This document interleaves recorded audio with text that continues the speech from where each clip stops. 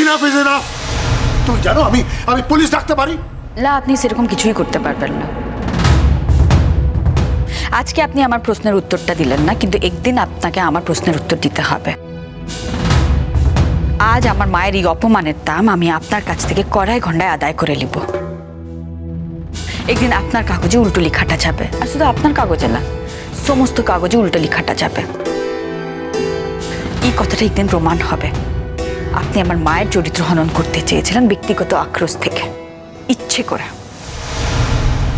আর আজকে আমি মায়ের নামে শপথ করে বলছি, এই কথাটা যদি আমি প্রমাণ না করতে পারি তাহলে এই কাগজের জগৎ থেকে আমি ছুটি নিয়ে নেব। আমি নিজেকে আর কোনোদিন সাংবাদিক বলবো না। এই কাগজের জগতের সাথে আমার কোনো সম্পর্ক থাকবে না। এই চ্যালেঞ্জটা আজকে আমি আপনাকে করে গেলাম। আপনি উল্টো করে আমাকে মিথ্যে প্রমাণ করার চেষ্টা করুন, দেখি আমি। আমন ঘোষ এখানে মুখ দেখাতে আসেলাই। আমন ঘোষ এখানে কাজ করে নিজের জায়গা তৈরি করতে এসেছে। আপনি যেরকম বলেছিলেন আপনি একজন সম্পাদক, খবরের সাথে কোনোদিন কম্প্রোমাইজ করেন না, আমিও আপনাকে বলছি আমিও একজন সাংবাদিক, খবরের সাথে আমিও কম্প্রোমাইজ করি না, কোনোদিন করবো না। আপনাদের কাগজে তো খবরের থেকে কিচ্ছা বেশি ছাপা হয়, আর আমি এখন যেখানে কাজ করি সেখানে খবরের ওপর বেশি জোর দেওয়া হয়। আপনাদের এর মধ্যে বুঝতে পেরে গেছেন সম্পাদক বাবু, আপনাদের কাগজের কাটটি কমেছে আর আমাদের কাগজের কাটটিটা বেড়েছে। সঠিক খবর পরিবেশন করে আমি একদিন আপনার কাগজটাকে পথে লাগাবো। কিচ্ছা দিয়ে কোনোদিন কোনো খবরের কাগজ চালানো যায় না, এটা একদিন আমি আপনাকে প্রমাণ করে দেব। আসি কিনে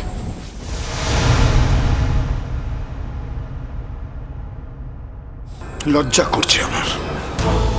এতগুলো স্টাফ এতগুলো কথা বলে গেল, ঘাড় ধাক্কা দিয়ে ওকে আমার অফিস থেকে তাড়াতে পারলে না তোমরা। I just don't want to see your face. Get out. সবাই যাও। যাও।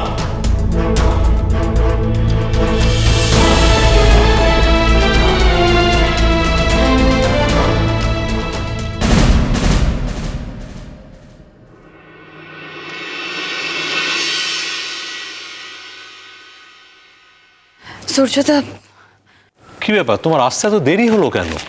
আসলে একটা জায়গাতে যেছিলাম, তার লিগে দেরি হয়ে যাচ্ছে, সরি। আমন স্যার কিন্তু তোমার সঙ্গে কথা বলতে চেয়েছেন। এক্ষুনি যাব? বলেছেন আসলেই তোমায় নিয়ে যেতে। আসলে উনি 3 বার খোঁজ করেছেন তোমার। ঠিক আছে, আমি যেছি। হ্যাঁ চলো আমরাও যাবো, চলো একসঙ্গে চলো।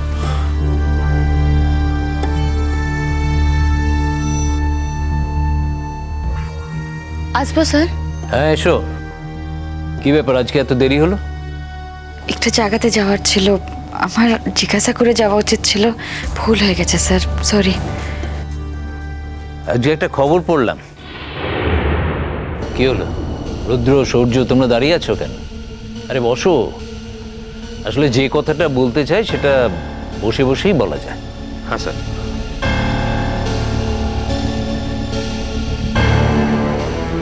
স্যার, আপনি কোন খবরের কথা বলছিলেন? তোমার কি মনে হয় আমি কোন খবরের কথা তোমাকে বলতে পারি? আমার মায়ের খবরটা। হ্যাঁ। বলুন কিনে। আমি তার লিগে আসলে আমার আগের অফিসে যেছিলাম দেবদূত বাবুর সাথে দেখা করতে। তাই নাকি? তা সেখানে দেখা করে তুমি কি বললে? উনি কোন অধিকার নিয়ে আমার মায়ের ব্যক্তিগত জীবন নিয়ে এত বড় একটা খবর বার করছে সেটাই জিজ্ঞাসা করতে যেছিলাম। আর আমি ওনাকে বলে এসেছি যে উনি ইচ্ছা দিয়ে নিজের কাগজের বিক্রি বাড়াতে চাইছেন, কিন্তু আমরা আমাদের কাগজে খবর দিয়ে ওনাদের থেকে কাটটি অনেক বেশি বাড়াইন দেব। কিন্তু স্যার, আপনি আমাকে কিসের লিখে ডেকেছিলেন? আমার কি কাজটা থাকবে না মায়ের পরিচয় লিখে, আমার বাবার পরিচয় লাই বলে? দেখো আমন, তুমি এখানে কাজ করতে এসেছো, আর আমি তোমার কাছে ভালো কাজ প্রত্যাশা করি। এর বাইরে আমাদের মধ্যে কি কোনো কিছু থাকার কথা? অন্য কোনো হিসেব নিকেশ? আমিও তো সেটাই মনে করি। যদিও আমি আমার মায়ের মেয়ে হিসেবে অহংকার বোধ করি, গর্ববোধ করি। কটা মেয়ে এরকম মা পায় বলুন স্যার? আমার বাবার পরিচয় লয়, কিন্তু তাতে আমার কোনো আক্ষেপ নাই। আমার মাই আমার বাবা, আমার মাই আমার সব কিছু। আগে তো কেউ ছিল না আমার, তবুও তো মাটাকে পেয়েছি। আর এমন মা ভাবো স্বপ্নেও ভাবতে পারিলাই। দেখো, খবরটা বেরোনোর পর এই ইন্ডাস্ট্রির এত লোক আমাকে ফোন করছে যে তুমি কল্পনা করতে পারবে না। কিসের লিখে স্যার? দেখো, আমাদের এখানে মানুষ নিজেকে শিক্ষিত বলে, কিন্তু এই সব খবরে বেশি গুরুত্ব দেওয়া হয়, অনেক বড় করে দেখে এসব খবরকে। আমি এত লোকের ফোন পেয়েছি, প্রত্যেকেরই আশা যে আজকের পরে হয়তো তুমি আর এই কাগজে কাজ করবে না।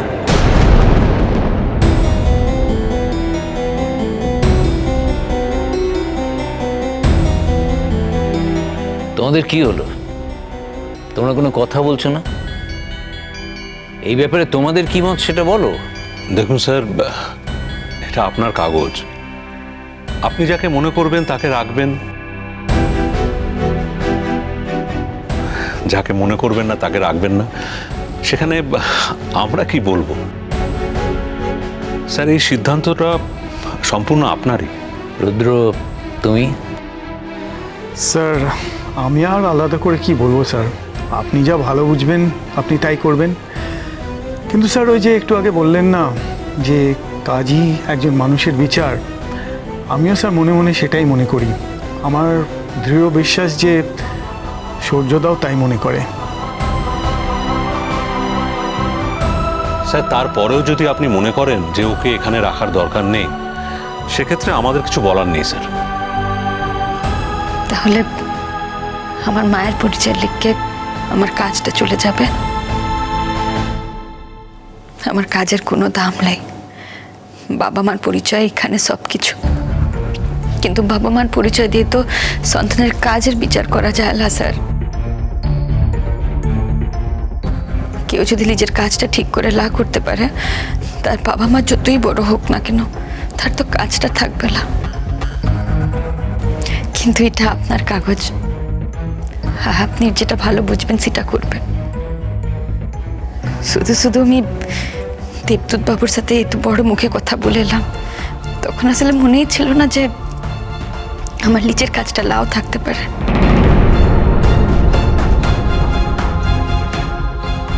শুধু শুধু চ্যালেঞ্জ করে এলাম স্যার। তাহলে কি বলবেন, কালকে থেকে আর কাজে আসবো না, তাই তো? আমি কিন্তু তোমাকে আমার কর্মী হিসেবে ঠিক চিনে নিয়েছি। ইনফ্যাক্ট আমি তোমাদেরকেও চিনে নিয়েছি, কিন্তু সম্পাদক হিসাবে আমার মনে হয় তোমরা আমাকে ঠিক চিনতে পারোনি।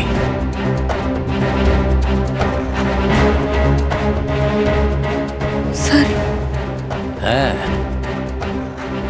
সারা দুনিয়া এক কথা বললেও আমি যে অন্য কথা বলতে পারি সেটা তোমাদের বিশ্বাস হচ্ছে না। দেখো, আমার গোটা ইন্ডাস্ট্রি যদি আমার কাছে এটা এক্সপেক্ট করে থাকে যে এই মেয়েটির বাবার পরিচয় নেই বলে, এই মেয়েটির মা মৃণালিনী দেবী বলে, এই মেয়েটির জন্মের পেছনে একটা গোপনীয়তা আছে বলে আমি তাকে কাজে রাখবো না,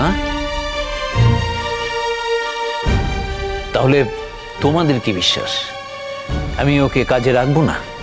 হ্যাঁ,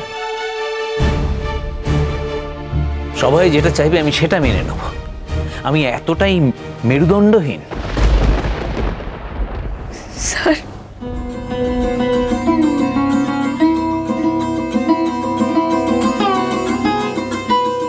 স্যার, আমাদেরই ভুল হয়েছিল, আমরা আপনাকে ঠিক বুঝতে পারিনি। ক্ষমা করবেন স্যার, এই সুবাদে আমরাও আপনাকে চিনতে পারলাম। আর ভেরি সরি স্যার, আপনাকে ভুল বুঝে আমরা নিজেরাই নিজেদেরকে ছোট করলাম। দেখো আমন, তুমি যেমন কাজ করছিলে তেমনই কাজ করবে। আমি এক্সপেক্ট করব তুমি আরো মাথা উঁচু করে সত্যকে আরো আঁকড়ে ধরে আরো ভালো ভালো কাজ করবে। তোমার এই পর্যন্ত কাজে আমরা সবাই খুশি। তোমাকে আরো আরো বড় বড় কাজ করতে হবে, তোমাকে কাজ দিয়ে নিজেকে এই ইন্ডাস্ট্রিতে প্রতিষ্ঠিত করতে হবে। তোমার সম্বন্ধে কথা বলতে গেলে যেন তোমার কাজটাকেই মনে রাখে, অন্য কিছু নয়। স্যার তাহলে আপনি আমাকে কিসের লিখে ডেকেছিলেন? দেখো, আমি জানি যে আজকে তোমার উপরে নানা রকম চাপ আসবে, নানা লোকে নানা রকম কথা বলবে তোমাকে। দেখো, এই নাগরিক জীবনটাকে তুমি চেনো না, আমি চিনি। তাই আমি বলছি, তুমি ভয় পেও না, ঘাবড়ে যেও না। আমি তোমার পাশে আছি।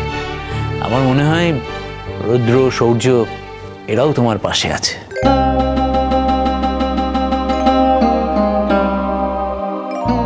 যে চোখে আগুন খেলা করে সেই চোখে জল মানায় না। আমি তোমার চোখে জল এক্সপেক্ট করি না। আর চোখ থেকে জল পড়ার মতো তো কিছু হয়নি।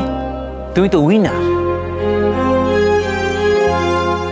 তুমি এমন একজন মাকে পেয়েছো যার জন্য তুমি আকাশ পাঠিয়ে দু হাত তুলে চিৎকার করে বলতে পারো, মৃণালিনী দেবী আমার মা। আমি আমার মায়ের জন্য গর্বিত, আমি ধন্য। কি পারো না? পারি সম্পাদক বাবু। বাইরের লোকের সাথে যুদ্ধ করা অনেক সহজ, কিন্তু ঘরের লোকের সাথে যুদ্ধ করতে গেলে স্নায়ুতে চাপ পড়ে। ঘরের লোকের সাথে যুদ্ধ করা যায় না। ঘরের লোক বলতে তোমাকে কি অঙ্কুরের সঙ্গে যুদ্ধ করতে হচ্ছে? এটা আমি একদম ভাবতেই পারছি না। সেটা লাভ। রাঘাবাবু ছাড়া তো ঘরে অনেকেই থাকে। আমার শুধু খারাপ লাগে যে তাদেরকে আমার লিখকে সারাক্ষণ বিব্রত হতে হয়। আমার তো যুদ্ধের থেকে কষ্টটা অনেক বেশি। আমার ঘরের লোক মনে করে আমি জোর করে তাদের ঘরে ঢুকে পড়েছি। আমাকে তারা পছন্দ করে না, কিন্তু তাও আমাকে সহ্য করতে হয়, আমাকে বার করে দিতে পারে না। তাদের তো এসবের কোনো প্রয়োজন ছিল না, তাদের লিখে একটু কষ্ট হয়। দেখো, এখন যাদের সাথে তোমাকে যুদ্ধ করতে হচ্ছে, একদিন তারাই তোমাকে মাথায় করে নাচবে। আমার অভিজ্ঞতার দাম দিও, এই কথাটা মনে রেখো। তুমি নতুন উদ্যমে আরো ভালো করে, আরো বেশি বেশি করে কাজ করা শুরু করো। শুধু মনে রাখো, তুমি এই ইন্ডাস্ট্রিতে একটা স্বাক্ষর রাখতে এসেছো, আর সেটার প্রমাণ তুমি অলরেডি দিতে শুরু করেছো। আমরা সবাই সেটা জানি। আমি তোমাকে ডেকেছিলাম শুধু এই কারণে যে আমি জানতাম যে আজকে তোমার মনের উপরে অনেক চাপ পড়বে এবং এটা চলতেই থাকবে। আমি শুধু বলতে চেয়েছিলাম যে এই কাগজ তোমার পাশে আছে, আমরা তোমার পাশে আছি। দেবদূত সিনহাকে তুমি যে কথা দিয়েছো সেটা তুমি একদিন নিশ্চয়ই রাখতে পারবে। আমরা সবাই চেষ্টা করব সেই কথা রাখতে। যাও, এবার তুমি তোমার কাজে যাও, বাকি সব কিছু ভুলে মন দিয়ে কাজ করো। আরে আরে ঠিক আছে ঠিক আছে, থাক থাক। আজকের দিনটা আমাকে প্রণামটা করতে দিন স্যার। আরে না না, দেখো আমি এমন কিছু বলিনি, খুবই স্বাভাবিক একটা কথা বলেছি। আপনি আমাকে পায়ে হাত দিয়ে প্রণাম করতে লা দিলেও আপনার লিখে আমার মনে মনে প্রণাম সারা জীবন থাকবে স্যার। ভবিষ্যতে আমার কি হবে সেটা তো আমি বলতে পারবো না, কিন্তু আজকে যে কথাগুলো আপনি বলেছেন সেগুলো যে আমার কাছে কত মূল্যবান সেটা আমি বলে বোঝাতে পারবো না। আমি আপনাকে কোনোদিন ভুলতে পারবো না স্যার। সারা পৃথিবী যখন একটু একটু করে আমার কাছে অন্ধকার হয়ে আসছিল, আপনি আমাকে আলোর দিশা দেখাইলেন, আপনি আমাকে মনের জোর দিলেন। আজকে একটা কথা দিচ্ছি স্যার, আপনার জন্য, এই কাগজের জন্য আমি আমার প্রাণ দিয়ে কাজ করব। এর থেকে বেশি তো দেওয়ার আমার লাই কিছু।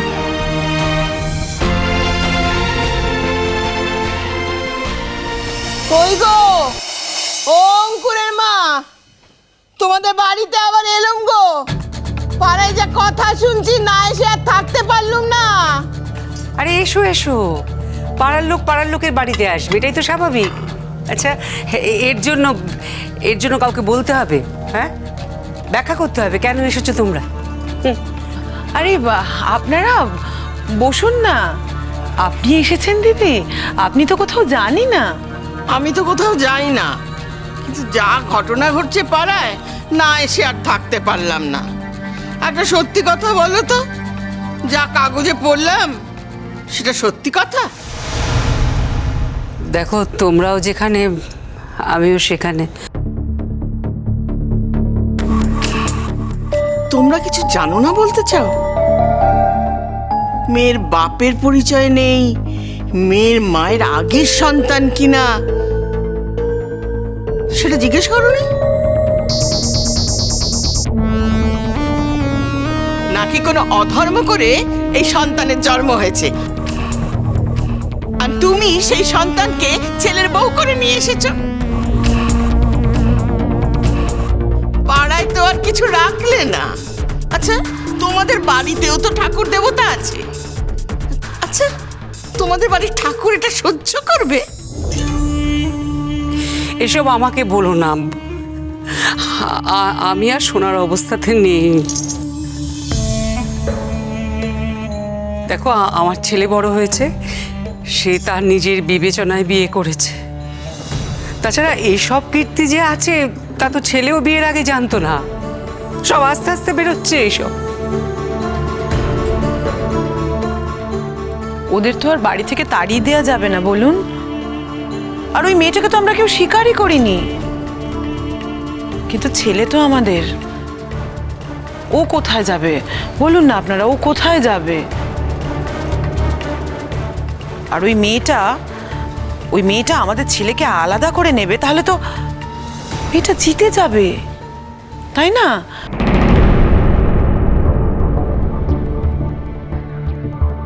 দিদি ভাই বড়দার একমাত্র ছেলে, কত কষ্ট করে মানুষ করেছে, ওরাই বা থাকে কি করে বলুন তো? আর ওই দুদিনের একটা মেয়ে এসে ওকে বাড়ি থেকে আলাদা করে নিয়ে চলে যাবে, আমরাই বা মেনে নেব কেন? তা তোমাদের ছেলে কি এখনো কিছু বুঝছে না? না, এখনো বোঝেনি, কালকে হয়তো বুঝবে। কিন্তু যতদিন না নিজে থেকে বুঝছে ততদিন তো আমরা জোর করে ওকে বোঝাতে পারবো না। না, এই যে আপনারা বাড়িতে এসে এতগুলো প্রশ্ন করছেন, পাড়ায় বেরোলেই আমাদের নানা রকম প্রশ্নের মুখোমুখি হতে হচ্ছে। আচ্ছা বলুন তো, আমরা কি করব? কাগজে খবরটা বেরিয়ে গেছে, মানে সারা দুনিয়ায় রাষ্ট্র হয়ে গেছে, চেনা জানা প্রত্যেকে প্রশ্ন করছে। আচ্ছা, আমাদের অস্বস্তি হচ্ছে না? আমি তো আমার স্কুলে মুখ পর্যন্ত দেখাতে পারছি না। যেখানে যাচ্ছি সবাই এই এক প্রশ্ন করে যাচ্ছে। কি বলবো বলুন তো, জনে জনে বলা যায়? আমার বাপের বাড়ি থেকেও তো বারবার ফোন করছে, বলছে অঙ্কুর এমন একটা বিয়ে করলো, রাষ্ট্র হয়ে গেল, পাড়ায় পাড়ায় সবাই জিজ্ঞেস করছে যে অঙ্কুর কাকে বিয়ে করেছে। যদি জানতাম যে মেয়েটার মায়ের কোনো পরিচয় নেই তাও একটা কথা হতো, যদি জানতাম যে ওর মা বেঁচে নেই, শুধু বাবা আছে, তাও আমরা মেনে নিতাম। কিন্তু মা বলছে যে ওর বাবার নাম কি তা বলবে না, এমনকি মেয়েকে পর্যন্ত বলেনি। তুই কি জানতে গেছিস নাকি? বলেছে কি বলেনি? যা তোকে বলছে সব তুই বিশ্বাস করছিস, যা খাওয়াচ্ছে তাই খাচ্ছিস। না না, মানে ওর মুখের কথাতেই বলছি আর কি। আচ্ছা, কখন একজন স্ত্রী তার স্বামীর নাম বলে না? যখন তার স্বামীর নাম বলার কোনো উপায় থাকে না, যখন সেই স্বামী বৈধ হয় না, যেই স্বামীর নাম বলার কোনো উপায় তার থাকে না। এটা তুমি বুঝতে পারলে না? তাহলে কি অনাচারের মেয়ে বুঝতে পারছো তো? কি ব্যাপার, এখানে এত উত্তেজনা কিসের? উত্তেজনা? উত্তেজনা আমাদের হতে যাবে কেন? উত্তেজনা তো এখন তোমাদের বাড়িতে। এখন তোমাদের বাড়ির সমস্ত খবর হচ্ছে, খবরই খবর, খবরই খবর। তোমাদের বাড়িতে এখন খবরের কাগজে হেডলাইন হচ্ছে। তো খবরের কাগজে হেডলাইন হওয়ার ভাগ্য কজনের থাকে বলুন তো কাকিমা? হ্যাঁ হ্যাঁ, যদি সুনামে হেডলাইনটা হতো তাহলে সারা পাড়ার লোক তোমাদের সম্বর্ধনা দিতে আসতো।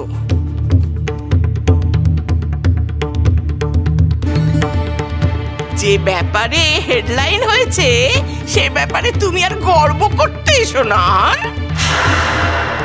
পাড়ার লোক এখন চিৎকার করছে তোমাদের বাড়ির নামে। তোমাদের বাড়ি তো একটা সভ্যতা ভদ্রতা ছিল, একটা শিক্ষা দীক্ষা আছে তোমাদের বাড়ি। ছিল, মানে এই দুদিনে সব ধ্বংস হয়ে গেল। এটা কি করে হলো বলুন তো? মানে এতদিনকার শিক্ষা, এতদিনকার তৈরি করা সংস্কৃতি সব দুদিনের মধ্যে নষ্ট হয়ে গেল, শুধুমাত্র এই খবরের কাগজে একটা লেখা বেরিয়েছে বলে। তোমার এখানে কি চাই? বারে এত ইন্টারেস্টিং একটা আলোচনা হচ্ছে তাই না এসে পারলাম না। আমার বেলাতেও তো এইগুলো হয়েছিল, এই পাড়ার লোকজনরাই তো এসে বলেছিল যে আমি কতটা অপয়া, আমি আসতে না আসতেই আমার সাথে বিয়ে হতে না হতেই আমার স্বামী মারা গেল, আমার মতো মেয়েকে তো বাড়িতে রাখাই উচিত না। কি আপনারাই তো বলেছিলেন, মনে পড়ছে? এখানে কি আমাকে নিয়ে কোনো কথা হচ্ছে?